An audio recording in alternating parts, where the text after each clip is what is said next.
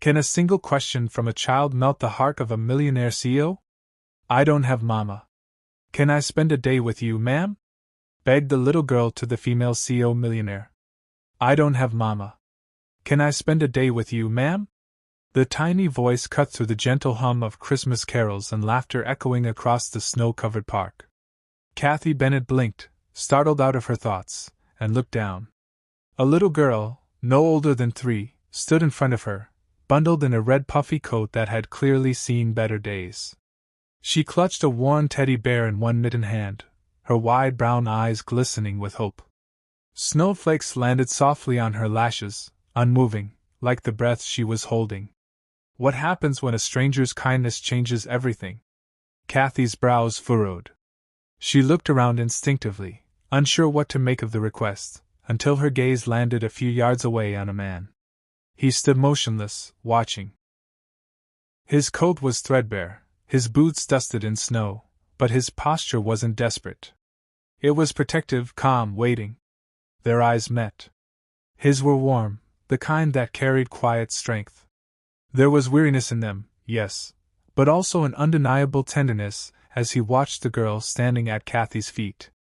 Kathy slowly turned back to the child, her own voice, cool and polished from years in executive meetings, softened in a way that surprised even her. What's your name, sweetheart? Lena, the girl whispered. I just want to know what it feels like to hold a mama's hand, just today. The words struck something deep, so deep it hurt. Kathy swallowed, her breath fogging in the frigid air. She looked down at her gloved hand, then slowly extended it. Because it's Christmas, maybe we both deserve a little joy today. Lena's face lit up. Her tiny hand slipped into Kathy's as if it belonged there. The man approached close enough now that Kathy could see the lines of exhaustion around his eyes, the snow caught in the uneven stubble on his jaw. He crouched beside the girl and gently brushed snow from her hood. She's not usually this bold, he said, glancing up at Kathy. But I think today she just needed to ask. Kathy nodded, uncertain why her throat felt tight. She's brave. So is her father, she replied simply.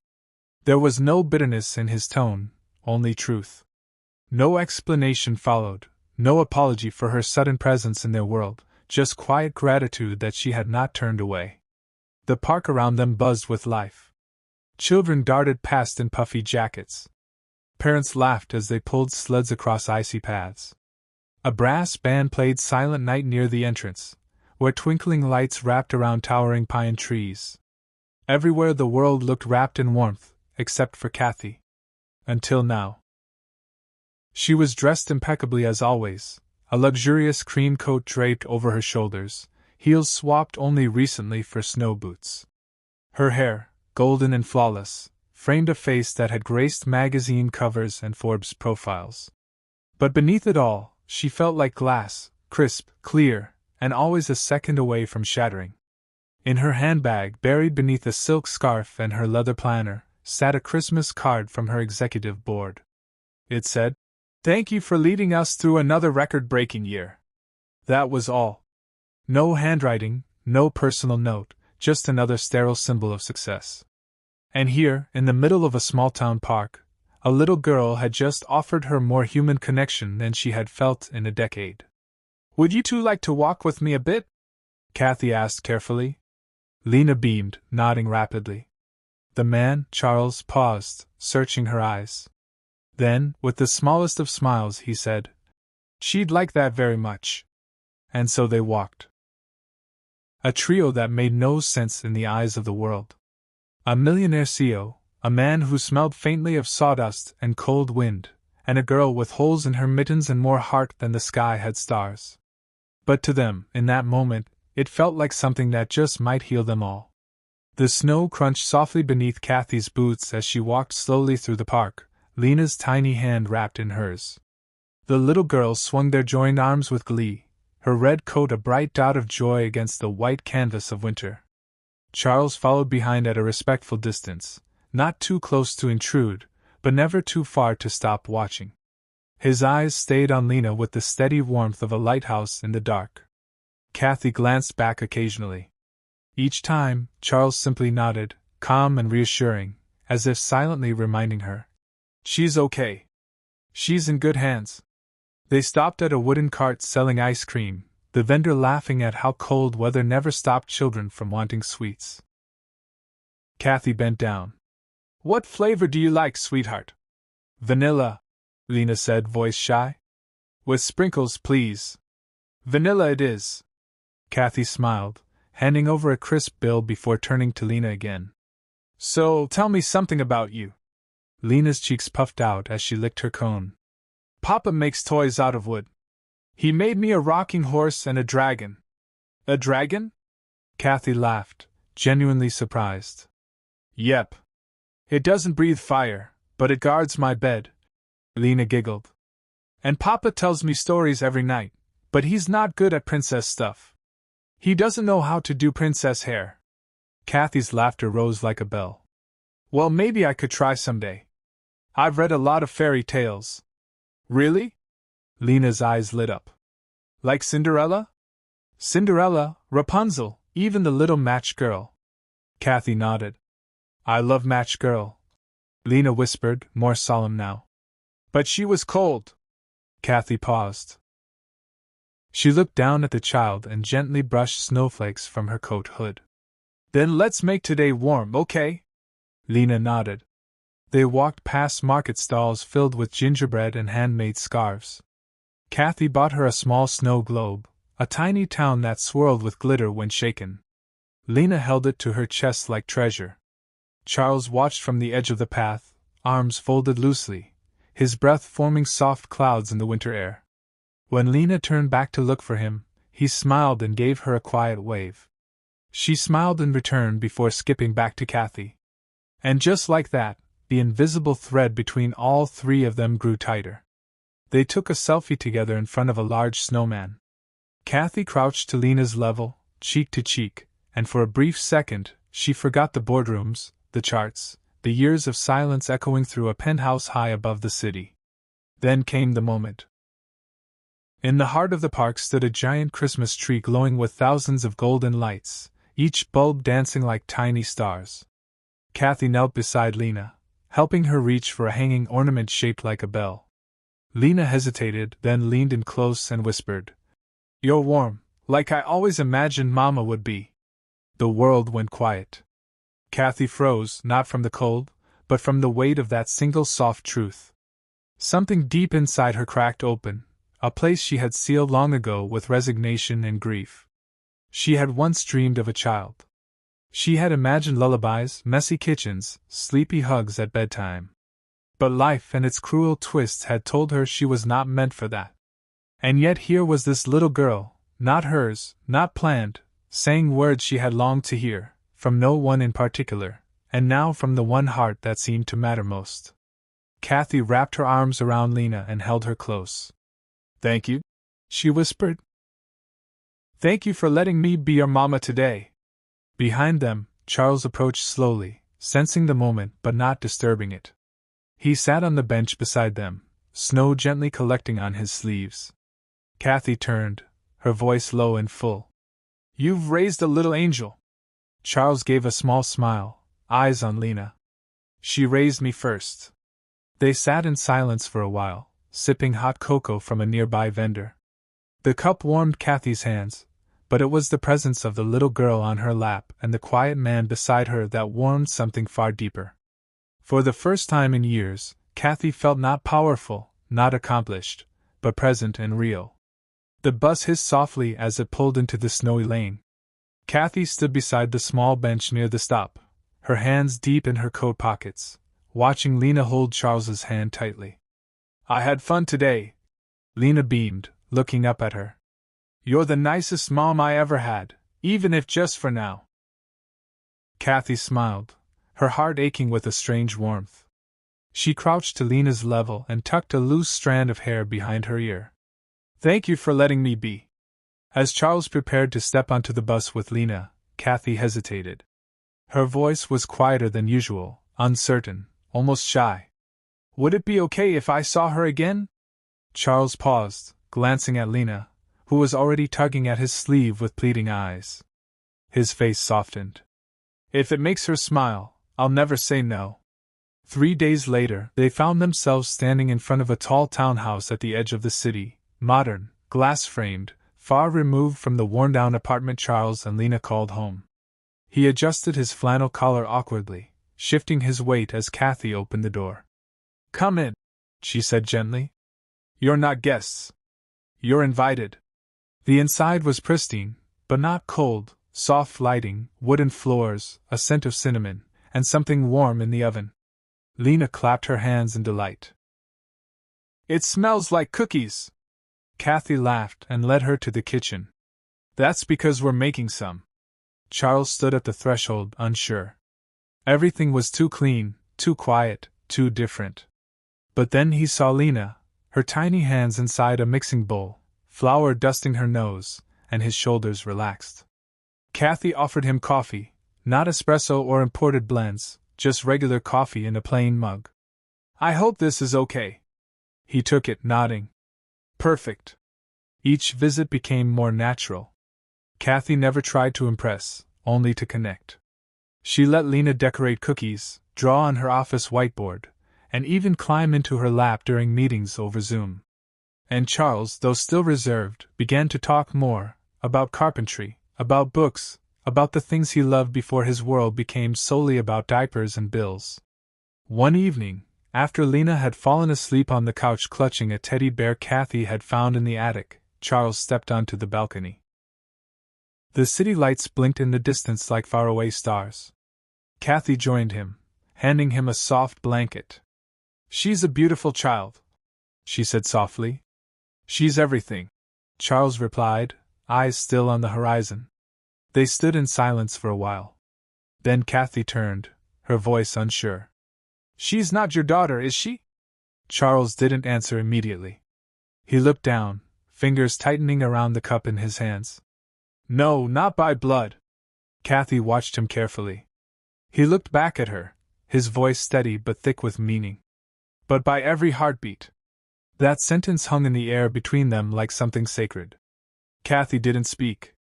She didn't need to. She only reached out and gently touched his hand, the first time.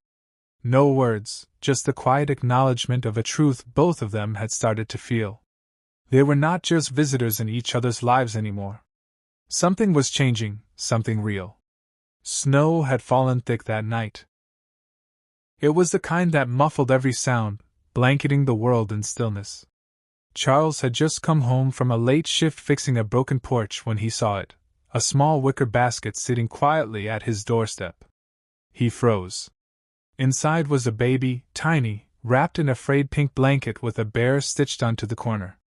She had no name tag, no letter, no sign of who had left her, only a single sheet of lined paper, the ink smudged slightly by snowflakes. "Please don't hate her." He stood there for minutes, unmoving, staring into the infant's eyes. They were wide open, blue like frost, and unblinking. Charles did not know how to hold a baby. He had never changed a diaper, never warmed a bottle.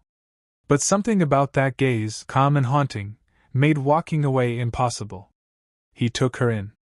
That night, and many after, were a blur of crying, pacing, Googling how to sterilize bottles at 3 a.m., and sleeping in chairs. He sold most of what little he had, left his full-time job at the hardware store, started picking up odd jobs, fixing gutters, patching walls, mowing lawns, just enough to pay rent and buy formula. But she never lacked love. Every night he read her fairy tales until she drifted off, holding his finger like it was the only anchor she had. When she cried, he hummed old songs he barely remembered. And when she took her first steps, he cried harder than she did when she fell. He named her Lena, not because it meant anything, just because it felt like hope. Sitting across from him now, Kathy listened in silence. They were in her kitchen, Lena fast asleep upstairs. A quiet warmth from the stove made the room feel smaller, more intimate. Charles spoke plainly, as if sharing a memory with no need for embellishment. "I was scared out of my mind," he admitted. "But I couldn't leave her there. I just couldn't." Kathy whispered. "Why didn't you call child services?"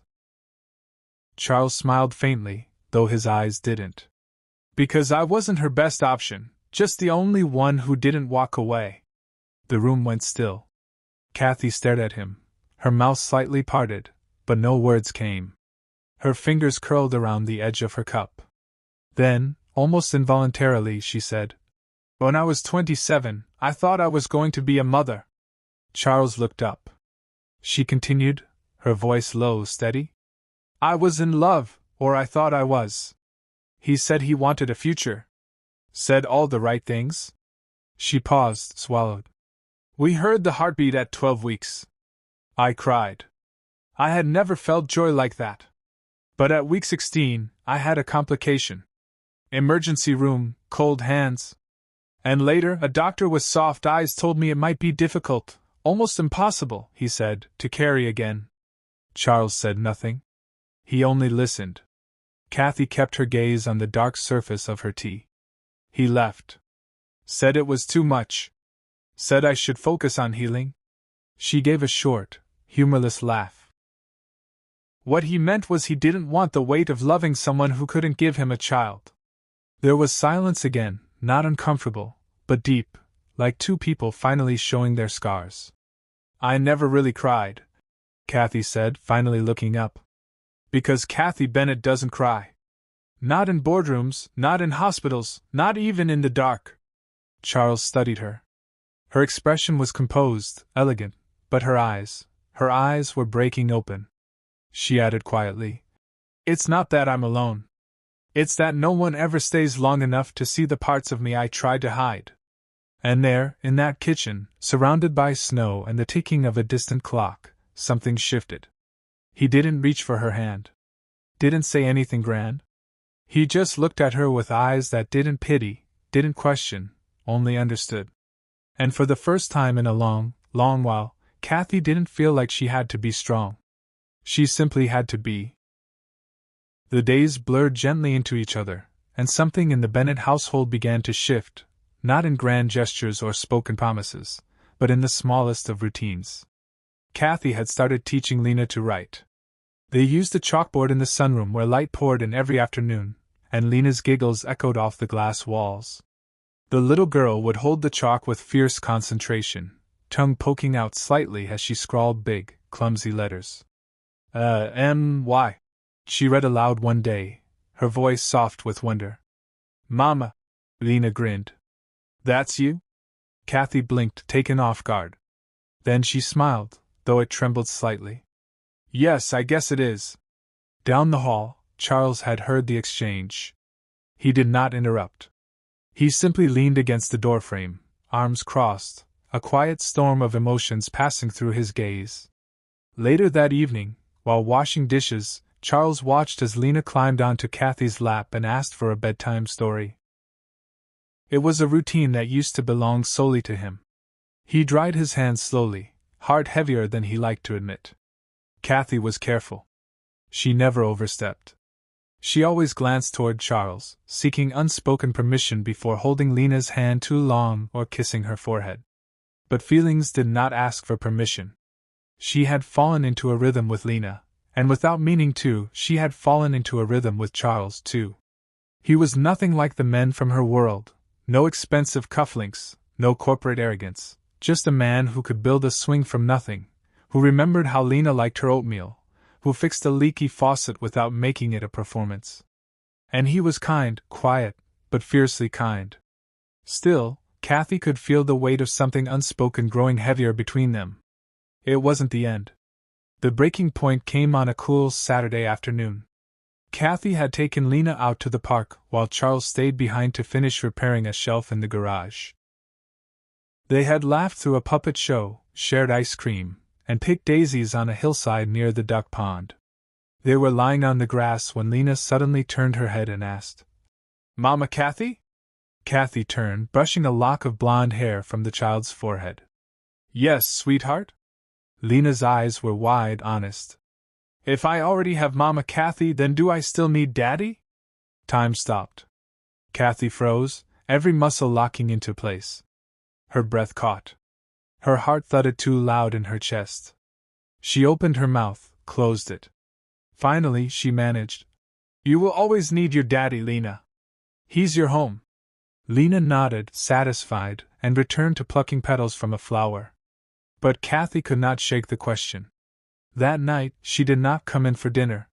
She left a message saying something had come up. She needed space. Charles read it twice, then sat at the kitchen table long after Lena had fallen asleep.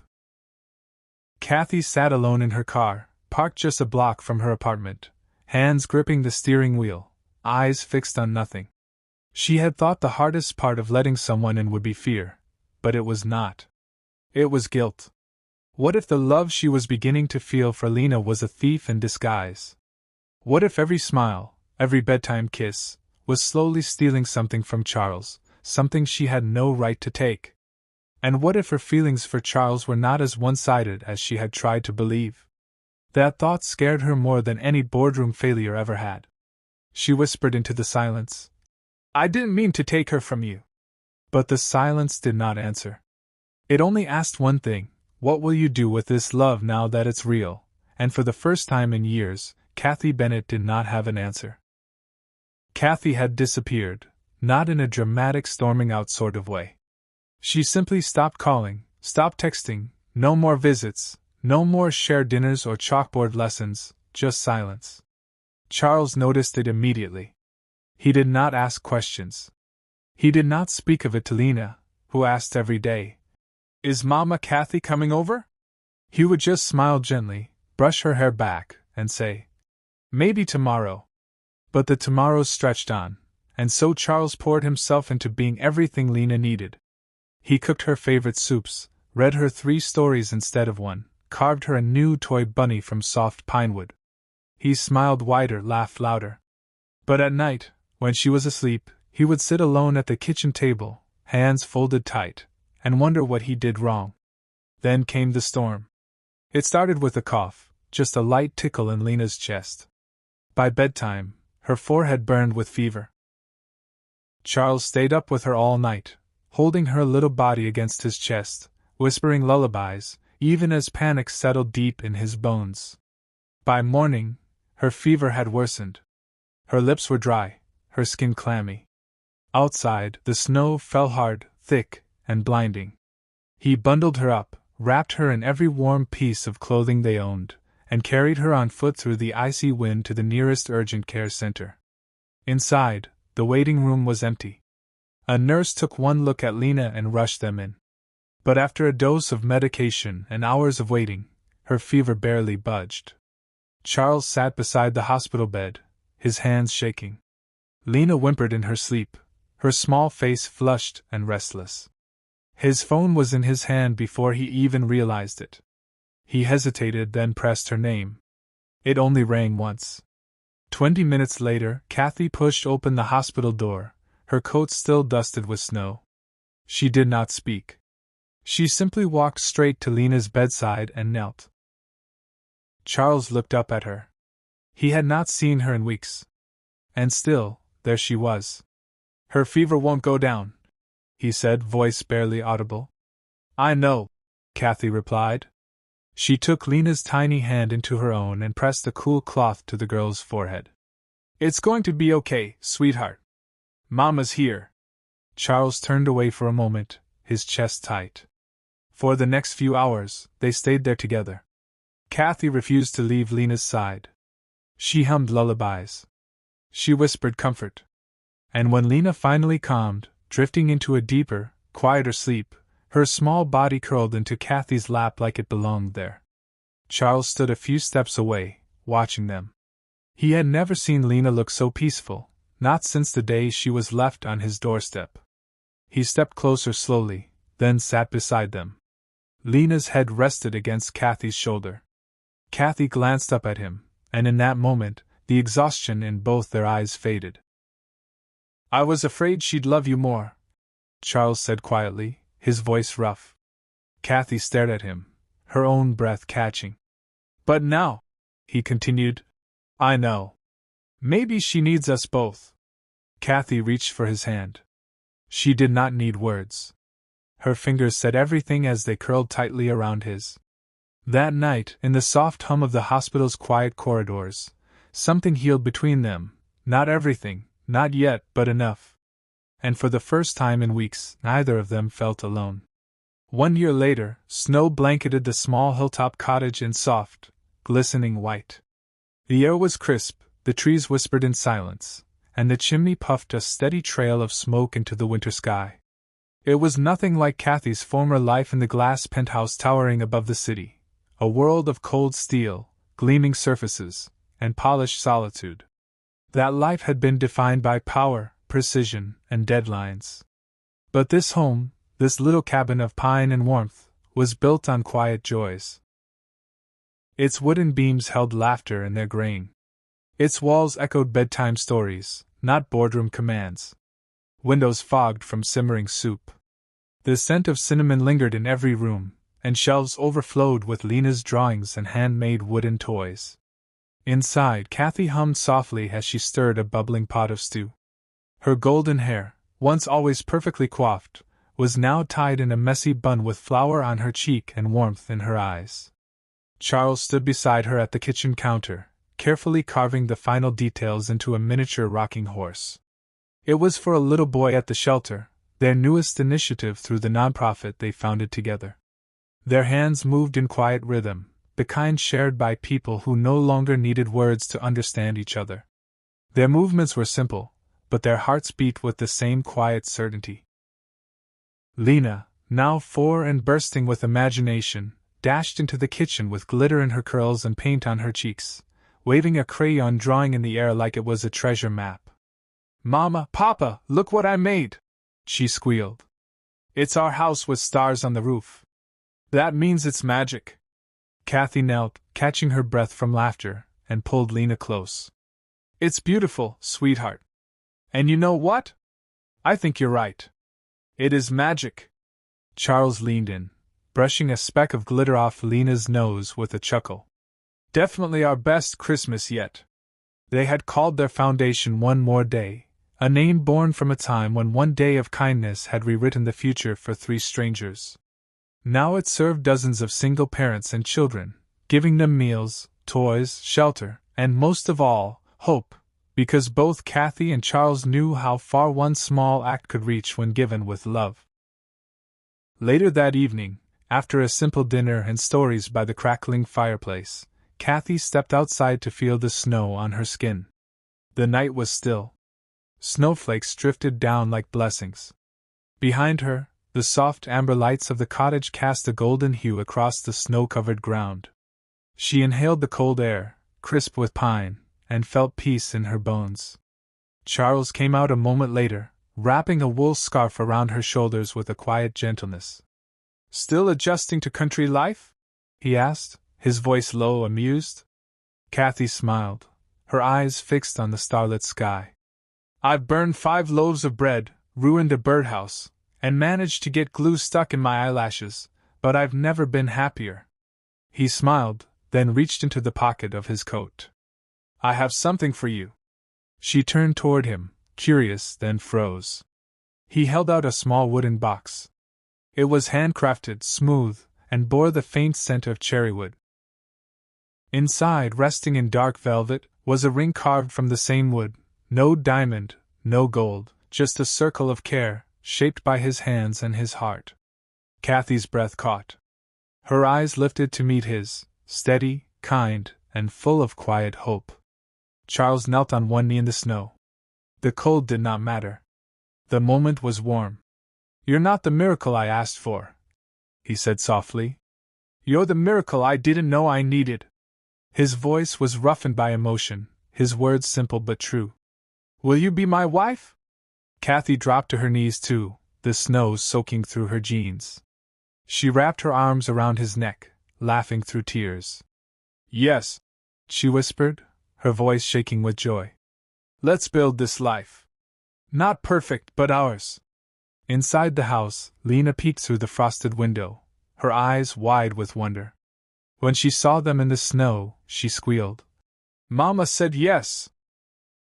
The house glowed brighter than ever that night, as if the love inside spilled out through every crack and corner. And outside, in the stillness of Christmas Eve, under a sky full of stars and snow, love carved its quiet miracle, gently, tenderly, forever. 1 year later, the town still shimmered under December's snow. But this time, Kathy Bennett was not in a boardroom. She had gracefully stepped down from her role as CEO, not in scandal or defeat, but in peace. The office lights still glowed downtown, but her heart now beat for something different, the heartbeat of a home, the laughter of a child, the warmth of love found in unlikely places. She and Charles now ran One More Day full-time, a foundation that had grown roots in the community, providing aid for single parents and children, and reminding people that even one good day could change everything. Their home was a modest log cabin tucked near the forest's edge. No golden handles or marble counters, just creaking wooden floors, hand-carved furniture, and the smell of cinnamon and pine. Each corner told a story. Each scratch on the floor whispered of a life lived with meaning. Lena had started preschool. Each morning, she proudly marched in with her handmade backpack and told her teachers, "Mama reads me fairy tales every night, and Papa makes toys for my school." At pickup time, she ran into Kathy's arms, shouting, "We made snowflake crowns today!" before climbing into the old pickup truck that had somehow kept running for 10 years.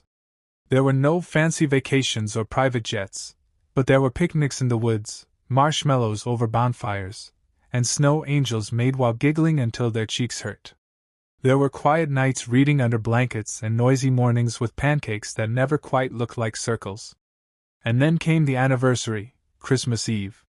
The three of them returned to the park where it all began. The town square was lit up again, families bustling, music playing, children laughing. But this time, they were no longer on the outside looking in. Kathy wore her wool coat and a scarf Lena had designed with glitter glue. Charles held a thermos of hot cocoa, steam curling into the sky. And between them, holding both their hands, was Lena, now taller, still in a red coat, but with eyes that sparkled brighter than the Christmas lights. They walked slowly past the same bench where Kathy once sat alone. Lena tugged both their hands. "Can we spend every day together forever?" Charles looked at Kathy. Kathy looked at Charles, their hands tightened around Lena's. "Forever and ever," they said in unison. Lena stopped, threw her arms around their legs, and looked up with that old soul in her eyes. "I don't have Mama," she said, then smiled. "But now I have Mama Kathy, and it's forever." Kathy knelt, tears in her eyes. "Yes, sweetheart. Forever." They embraced as snow began to fall, soft, silent, and gentle as a promise kept.